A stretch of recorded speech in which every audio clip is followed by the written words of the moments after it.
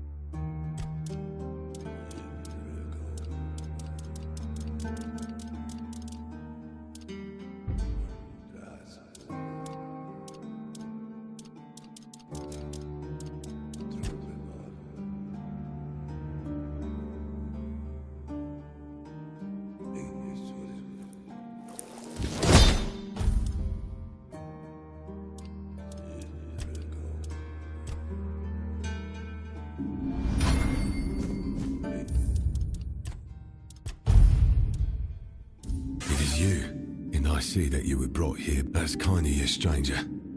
But these halls ain't fit to welcome a king, nor the one who bears. Ah, right. But to the point. My name is Gavonin.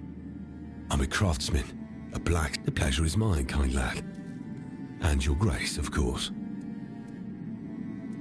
This, kind lad, is the tomb of the knight who never came. There was once a grim legend that claimed this tomb was built out of fear.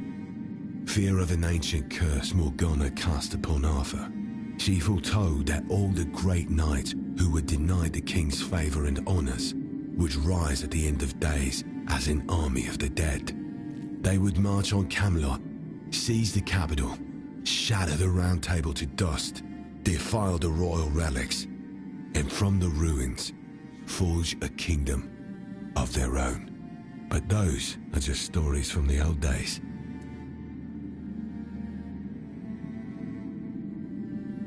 This tomb opens only for two kinds of brave souls. Knights who were never granted a seat at the Round Table, and the king himself. I've been sitting here long enough to know what kind of knight visits the tomb. And your visit is unlike any other. No, I would cease to be. I'm bound here by an oath I made to his grace. The one who now dwells within you, but is perfectly fine. It is my home, and so it shall remain. Anyone who finds their way here usually comes, and rest like that calls for a proper gravestone. I carve each one with my own chisel. They also bring battle-scarred equipment. My hammer mends what needs mending. So it will... And the dead? Well, someone to watch over them when unrest stirs. Believe me, those who chase glory... Really kind of you, lad, but no. Or, well, you see, I once made a habit of carving gravestones in advance, so that any knight arriving here could choose the one Unfortunately, I've it slipped and fell all the way into the depths. If you could find it, I would be... If we do not speak of them, then we won't stir. The dead prefer silence. Aye, few in nights these days, and even no wonder that so few of them come. Such are the times we live. Hope you find...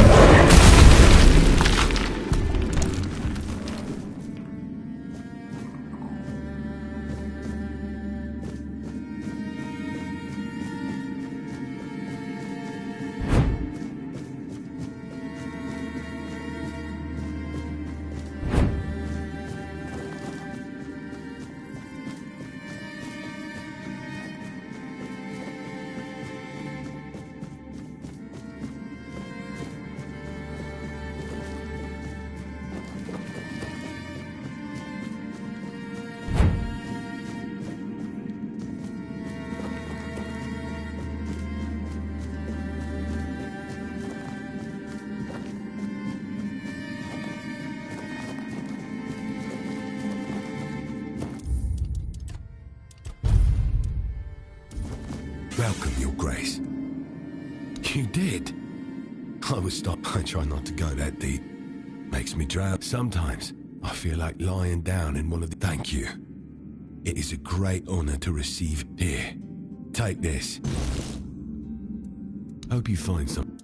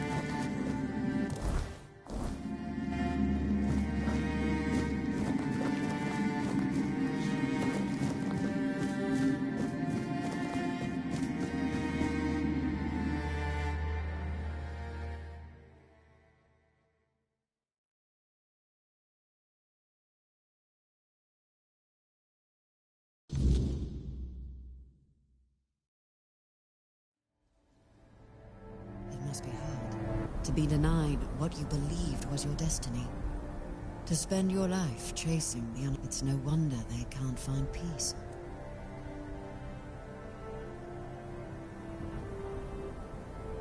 There is a grave ready for all of us somewhere. Though, maybe not all of us get to see it before it's our time. Did it frighten you? Such a stark reminder of your mortality.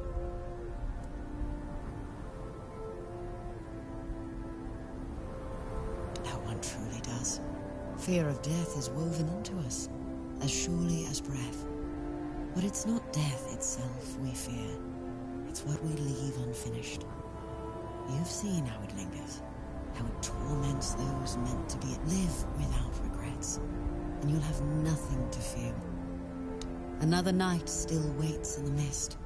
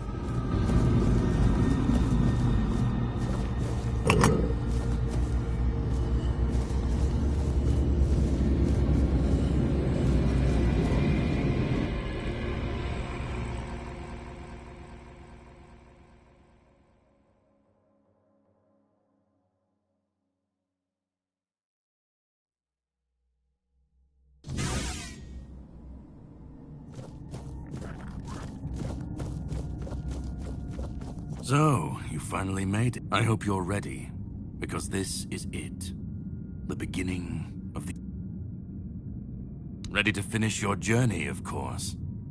You've come far, but every path ends somewhere. Yours, here, in the heart of it all. Philosophically, not you specifically, but someone like you. Literally. Yes, and I was getting quite bored with the wait. This is the Charred Conclave, a graveyard for druids, burned alive as scapegoats for the Red Death. It's a reminder of what happens when people fear what they don't understand.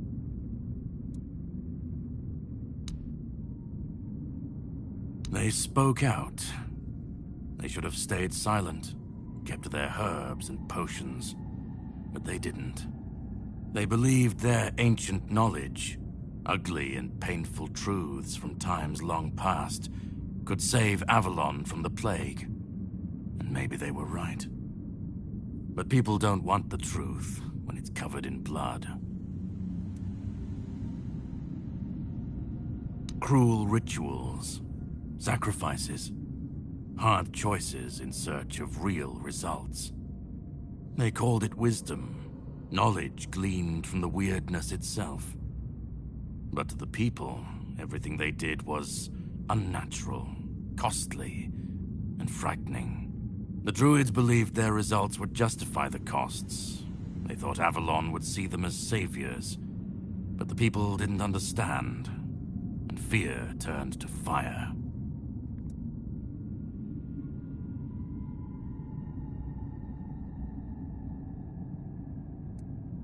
The Red Church and their politicians made sure of that.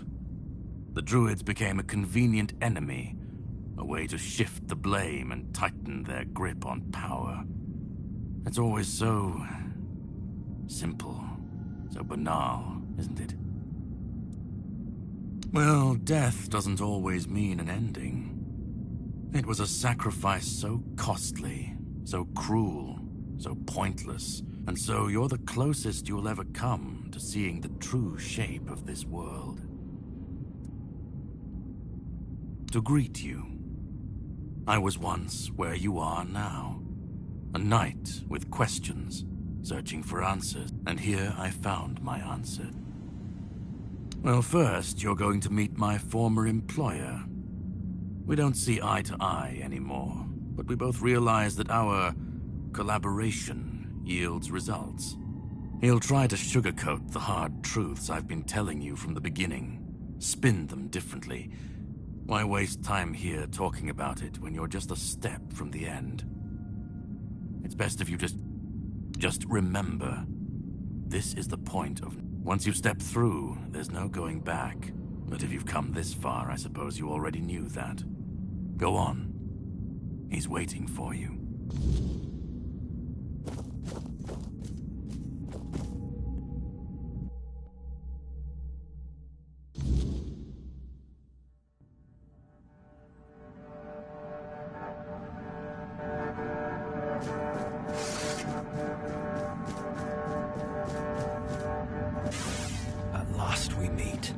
I've heard much about you, your choices, your determination. Caradoc isn't easily impressed, but he was impressed with you. Few dare to seek the truths buried in Avalon's shadows. Fewer still make it this far. I was the first. Caradoc followed when my brethren burned and the tear opened. And now, here you are, a truly rare and joyful occasion. Oh, forgive my lack of manners. I am Orin, the last apprentice of Merlin, and the last archdruid of Avalon. I've carried the weight of this land's secrets longer than I care to admit. But names mean little. What matters is... what lingers here. It's older than Avalon. Older than anything we know. What you see is the beginning of weirdness itself. Its purest form, raw potential, unshaped by anything but its lack of boundaries and limits. Beautiful, isn't it?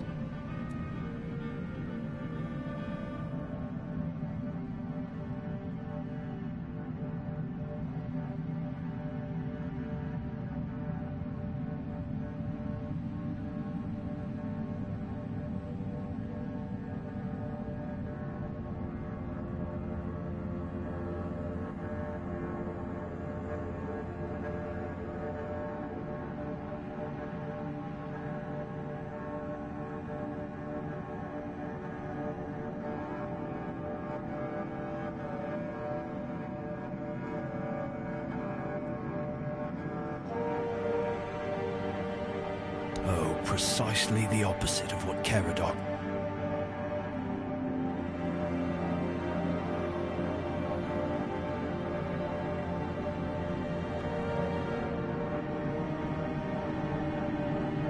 Ridiculous, I know.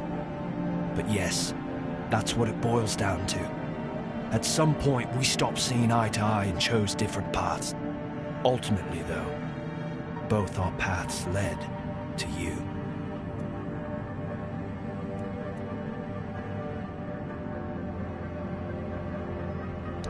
Yes. By the end of his life, Excalibur, a symbol of loyalty, but Merlin and so they acted. When the king died, his soul wasn't allowed to move on.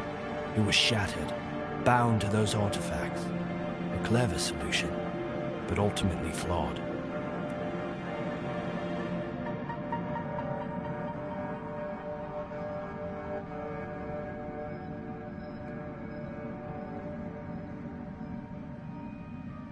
They feared losing what Arthur represented more than losing Arthur himself. They thought the king's essence would endure if bound to his relics. You can't pick and choose with a soul, but that's exactly what Merlin did. He focused on three. He left out two pieces. One, tainted by the Four Dwellers' magic, was deemed too dangerous. The other was his humanity, the most fragile part. Merlin thought compassion and doubt were weaknesses, unfit for a king. Without them, Arthur became hollow. A king with power, but no heart. That way, Avalon's greatest failure was born.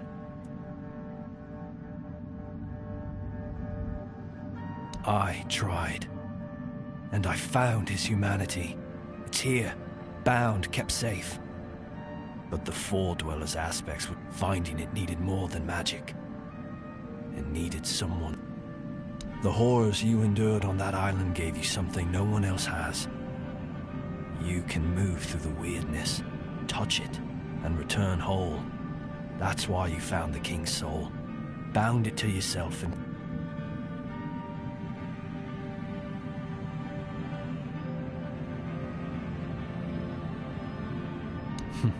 You flatter me. No, I couldn't have predicted all of that. I merely nudged the Red Church in the right direction and asked Caradoc to it. I can see you're still doubting me. I want to bring back our king, whole and complete. I want him to lead again and save... It won't. This time, Arthur will be whole. A king must be more than power. He must be human. Because I've seen what happens without him. Weirdness preys on the weak, and the people are too divided to stand against it alone. Ever they're left without him, without guidance, chaos takes hold. Division festers. You've seen it during... If things continue this way, Avalon will tear itself apart long before weirdness finishes. They will follow him. That's what people do. When weirdness comes to their doorstep, they'll beg for... Help me bring the king back, whole and complete. That's all. Now you need to go further. I made my case. This is the only way.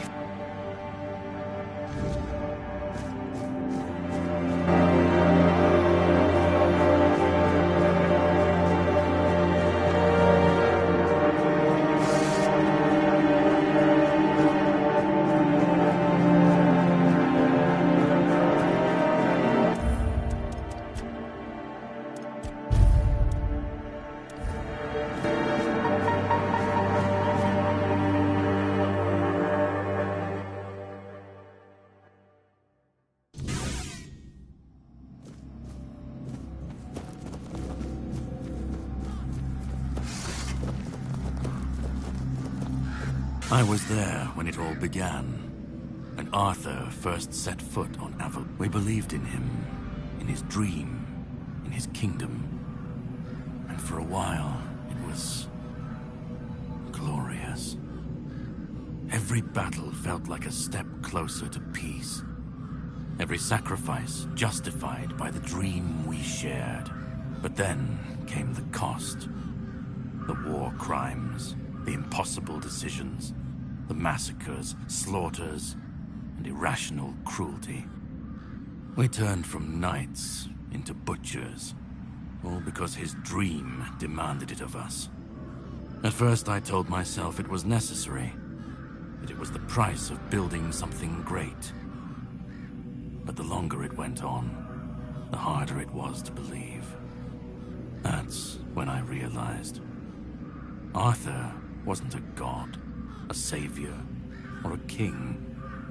He was just another man, no different from the rest of us. And no man should have the power to demand such sacrifices.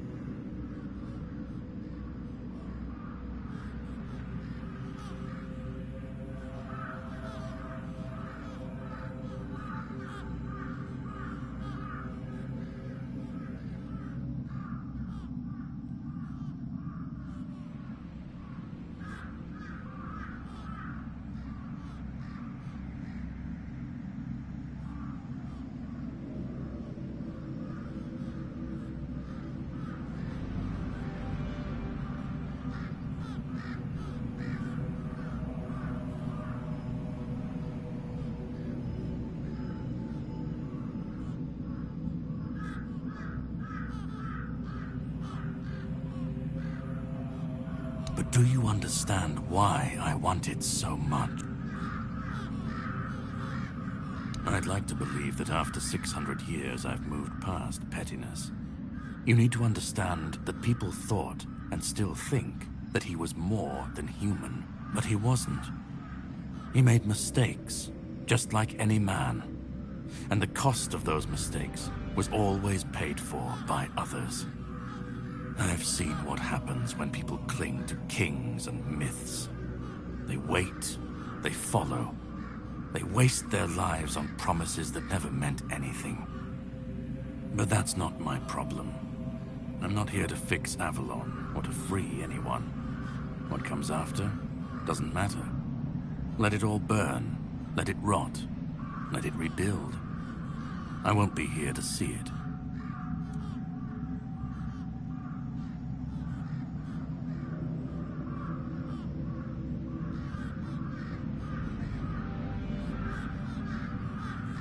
Arthur's the only myth that still holds weight.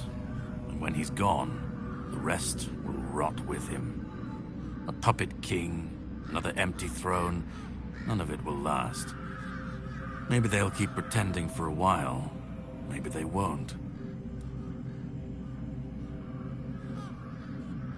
Let them stand, let them fall. It's not my concern. If the weirdness takes them, at least it won't be another king's failure. Another lie propping up a dying world. It'll just be what it is.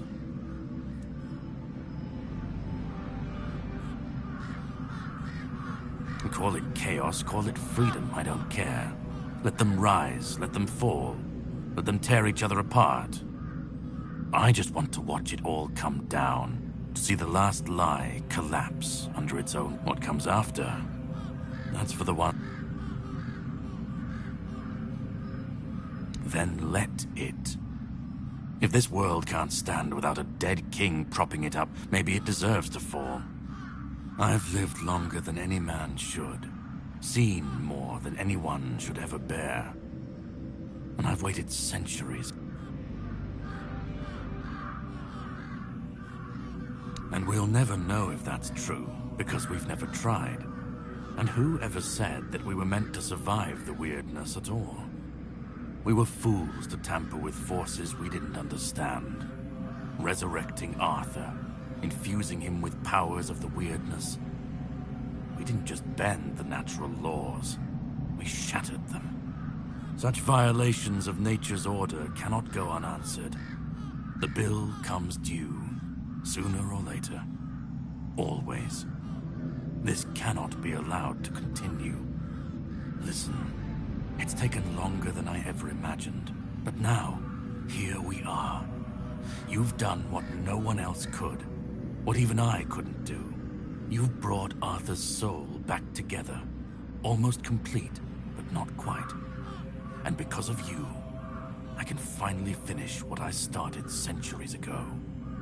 So, thank you for bringing us to this moment. You're close now. Just one more step. The last fragment of Arthur's soul, and then we'll meet again. Go. Find the last piece, and let's end this.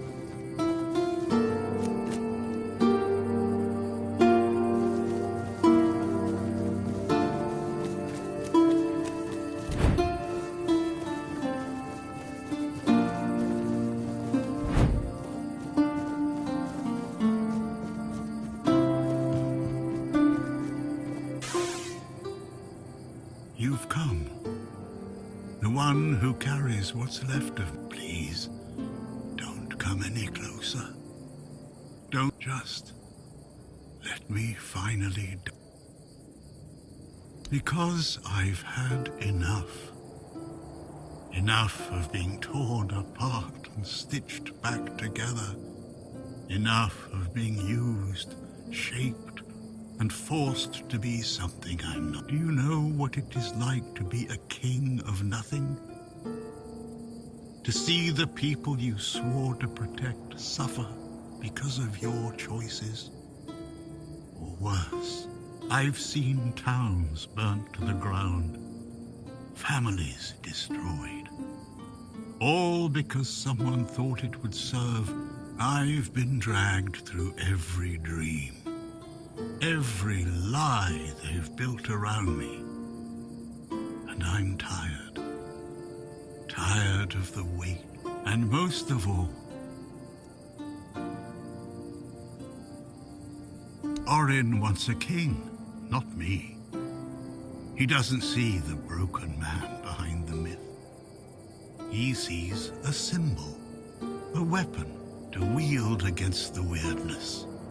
But symbols aren't people. They're empty. And the more they're used, the more they hollow out the one who carries them. That's all I've ever been to Orin and the Druids. Do you know what it's like to be a weapon? To be forged, sharpened, and thrown at every problem? He thinks ending me will free Avalon.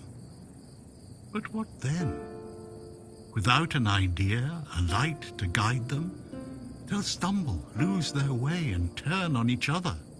People always seek something to follow, something to believe in. Take that away, and they'll tear each other apart trying to find it. Or worse, build something even crueler in its place.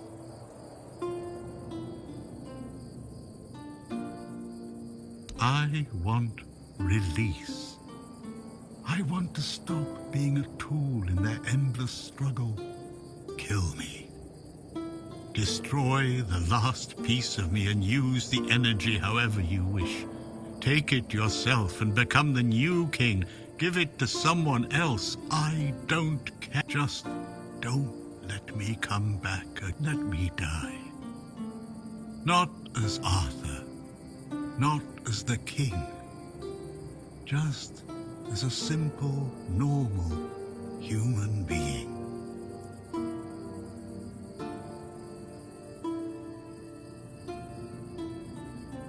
Isn't that what you've been doing all along? Carrying what's left of him?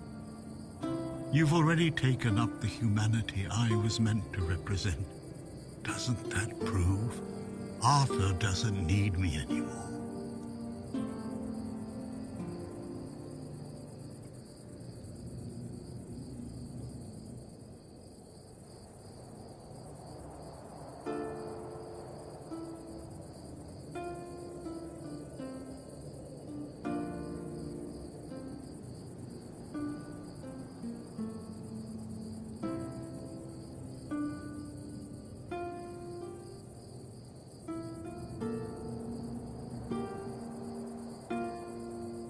I don't care. Do you know how freeing that is, to finally not care what happens next? Whether Orin gets his king or Caradoc gets his ruin? To not feel the burden of all my failures? To not see my memory tarnished, my plans, goals, and ambitions dragged through the mud? To not see the suffering my name causes? No more deaths in my shadow. No more kingdoms built on my bones.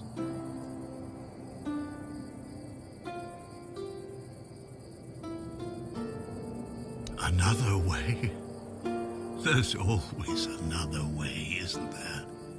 Another cycle, another resurrection, another lie to keep the world spinning. But please, not for me. Not anymore. I've had enough. I don't want another chance.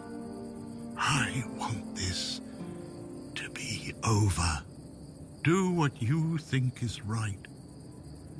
That's all I can tell you. Because whatever you decide, it will finally be your choice. And that's the only... You hold the choice. I don't care who you side with. Orin, Caradoc, I don't even want to know. Just let me go. Let me die.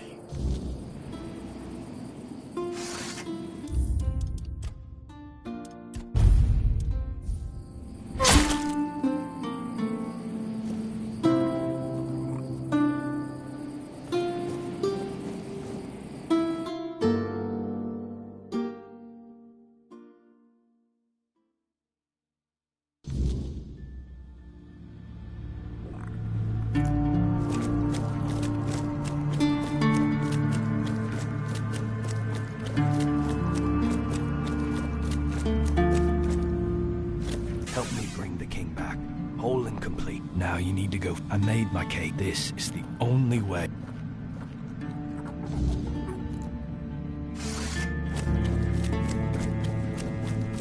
Go on.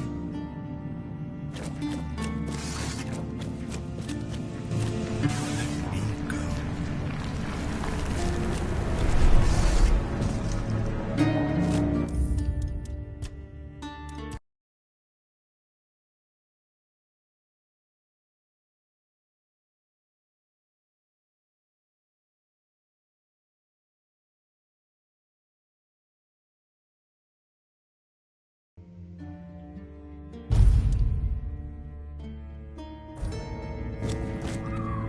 You carried a dying king across the bones of a dying world.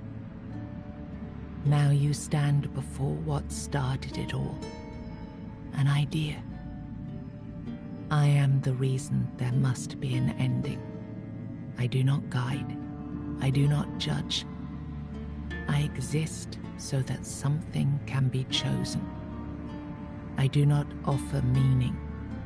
I require that you have brought all now. Decide what must remain. Choose. And let the shape of... You will vanish into the story you chose to restore. You will break the frame, and what follows will not remember you.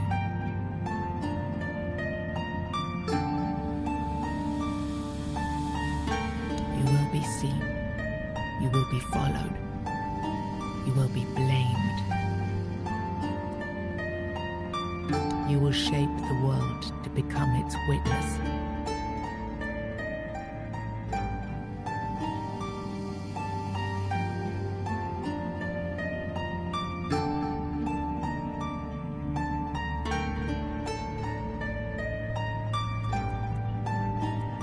Then the idea shall be claimed, its shape worn, its burden made yours. But first, you have to bring silence to what refuses to...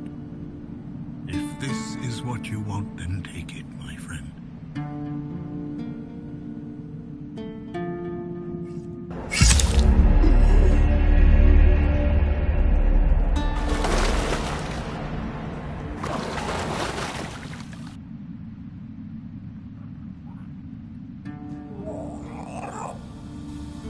No, I won't let this happen. Not again.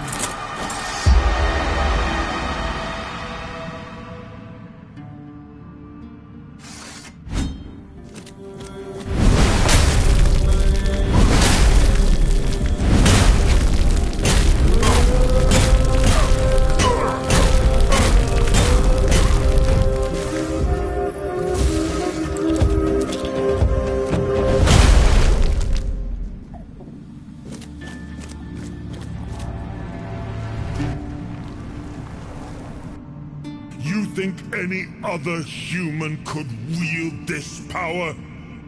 I endured 600 years of pain, of suffering, of loneliness. I made the sacrifices. Me! And now you think you can take it from me? The hubris. No. I reject your claim. I will reforge Avalon. Perfect this time.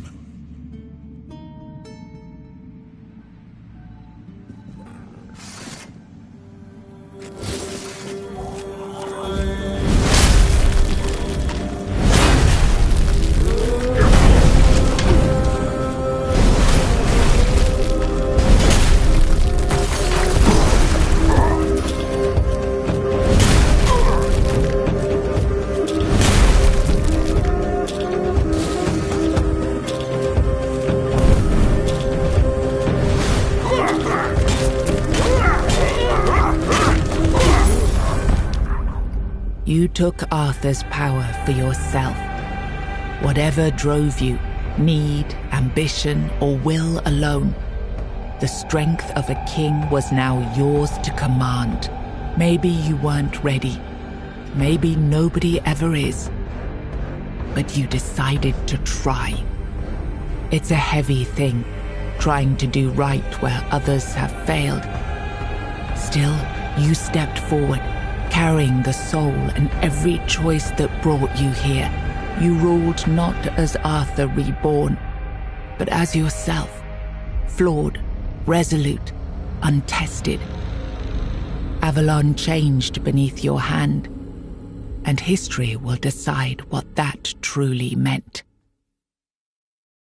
Because of you, the men here remained endured, not just as a place, but as a legacy of quiet defiance and hope. Lord Yvain was remembered as a hero who gathered the wise and set out in search of the Grail, while Kuanakt stood as a peaceful haven amid the weirdness. You awakened the giants, only to command their end, leaving no power behind for either side to claim. Without their strength, the balance held, but the divide between Camelot and the Dal Rita remained, wide, bitter, and far from settled. Feargas remained captain of the Horns of the South. Under his leadership, the Horns honored their old traditions and returned under Camelot's banner, securing order along the southern frontier. Nianta left Kuanakt with Yvain, and her fate remained unknown. Yet among the people she once served, tales of her devotion and courage endured, and her name was remembered with respect. Maggot left Kuanakt alongside Yvain, surprising many who had long considered him harmless and weak. His fate remained unknown, but in time, the people spoke proudly of the last druid, claiming him as one of their own. Oeuvre left Kuanakt alongside Yvain, despite concerns about his age. His fate remained unknown, but the people admired him for finding purpose at the end of his life, and spoke of him with lasting respect. Fabius fled with Leal before the church could act. In hiding, they built a quiet life together, raising their child far from the reach of the Red Church. Ailey turned to the merchants for support, and for a time the hospital prospered. But when they began charging patients for care, she walked away and opened her own small practice, refusing to serve profit over healing. With Frail as their new matron, the Volca pulled even further away from the Dal Rita. Hidden among the snowy peaks, they focused on rebuilding their tribe and strengthening their numbers. The berserkers they had once been famed for became fewer and fewer, until all that was left was a fading name, half remembered and half feared. Ingui turned away from the eternal sleep, choosing life over dreams. In time, she began to rebuild the Thoid among the living, planting the first seeds of a new future for her scattered people. Under Stronner's leadership, the Ulfra found new strength. He rebuilt the tribe and reunited them with the rest of the Dal Rita, restoring their place among the tribes of the Forlorn Swords. With the Stagfather slain and the old bonds broken, Balaam led the Svine towards a new path. He opened the tribe to the other clans of the Dal Rita and guided them to settle in the Mather mines. You stood as her protector, and the Bee Queen believed you understood her purpose. But from the ruins of Brockmala, her brood now spreads unchecked, and the South must bear the weight of your promise. You accepted the mycelium's offer and let the spores consume Sagramor's body. Now the kingdom lies under fungal control, its people connected, obedient, and slowly fading into the roots that feed the spores. When your unfaithfulness came to light, Elisa left with a broken heart. In time, her craft and style gained recognition, and she built an independent life, known for her work across Avalon. After your betrayal, Bior left without a word. He swore never to fall in love again, growing old and bitter, much like his former master, Ephra. Killian served as quartermaster of the Horns of the South, until one night his thirst for blood drove him to murder a fellow keeper. He was caught in the act and brought to a swift end.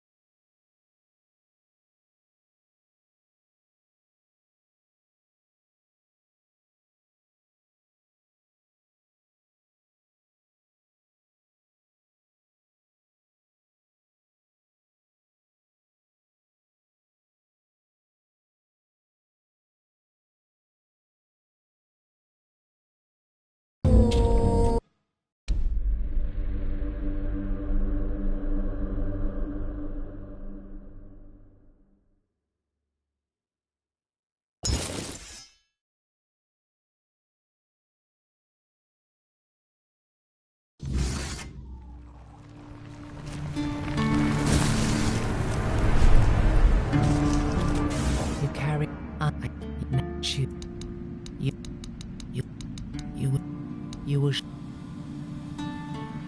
Then the idea shall endure, unquestioned. I begged you not to do this.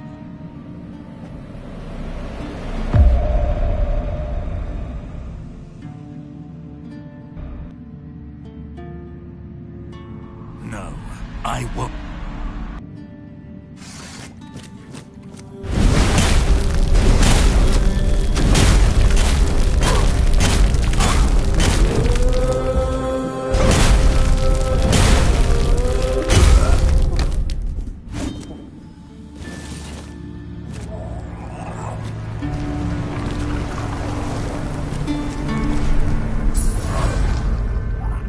Through your sacrifice, the king returned, entire, unbroken, and ready to reclaim his throne. You held faith that Avalon's fate still turned with him, that one last rising could bring balance to the broken land. Now he rules again, and the world bends to the weight of your choice, for salvation or for ruin. You gave everything to restore the king, and your journey ended with his return. Closing your eyes upon the sight of Arthur's triumph, you felt no regret, only the certainty that your final choice had been the right one. Because of you, the menhir remained and the Kuanacht endured, not just as a place, but as a legacy of quiet defiance and hope. Lord Yvain was... Fergus remained captive. Nianta left Kuanacht. Fabius fled with Leal. With Frail as then, you stood as... when your unfaithfulness came...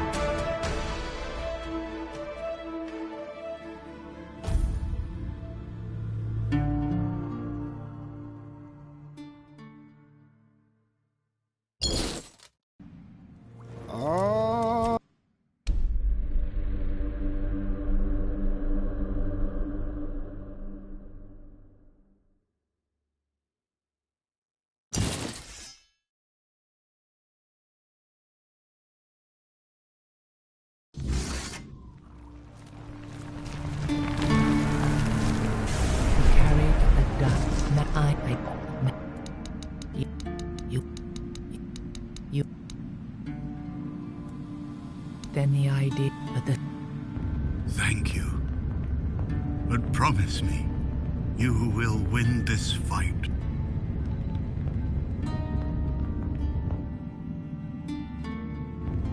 After everything you've seen, then all the suffering. Now I am... Avalon will be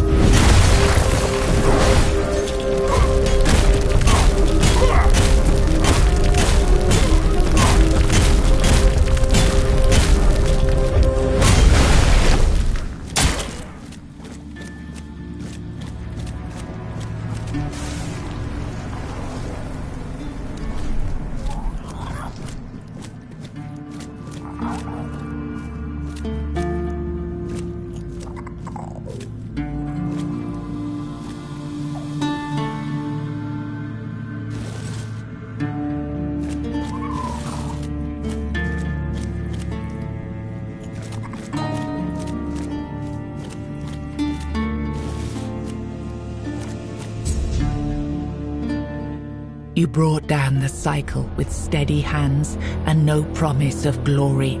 You did not claim the throne. You buried it. There is no king now. Only the truth you made and the path others may follow.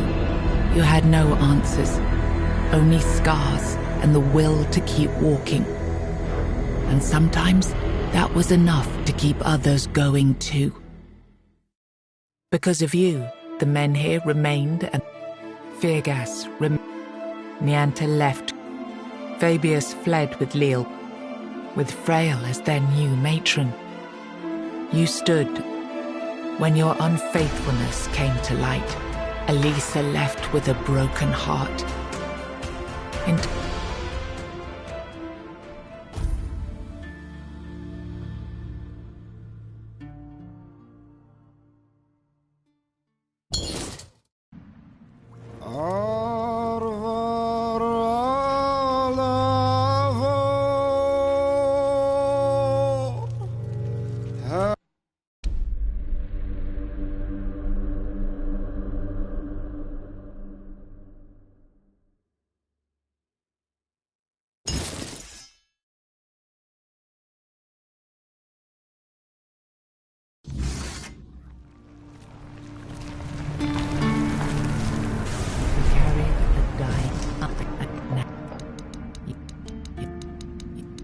You will share.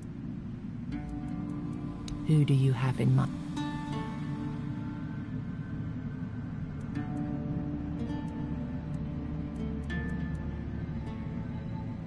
He would restore the order a future drawn from the past, stability bound to memory. She would lead through care and quiet faith.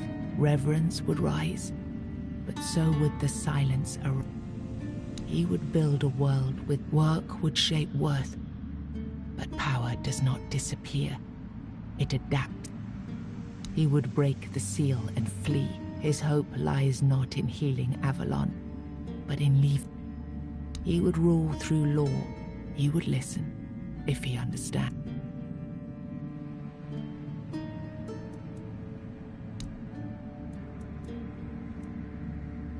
Then the idea shall develop, its shape intact, its path redirected.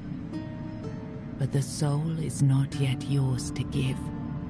First, you have to... If this is what you want, then so be it.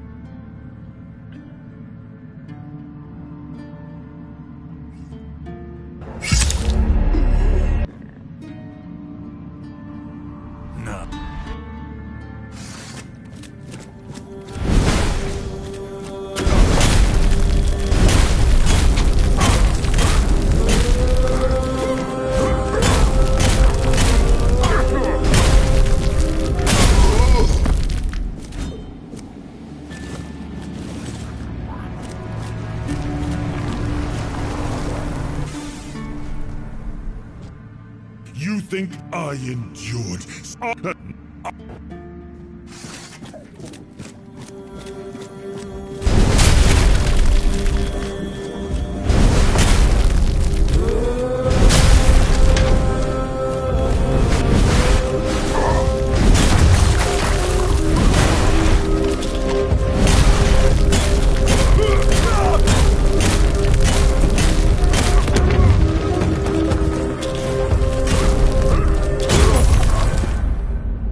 You gave the soul to another, not to escape its weight, but because you believed they could carry it. One person, chosen by you, to bear the burden and to shape what comes next. Whatever future rises from their rule will bear your seal, for it was your will that set it in motion. Seeing Arthur's power carried by another, you were prepared for your demise.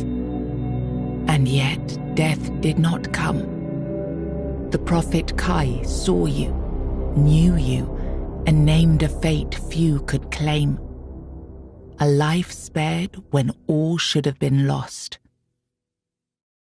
You entrusted Arthur's soul to Lord Yvain, and under his rule, Avalon found steady ground through open courts and elected knights.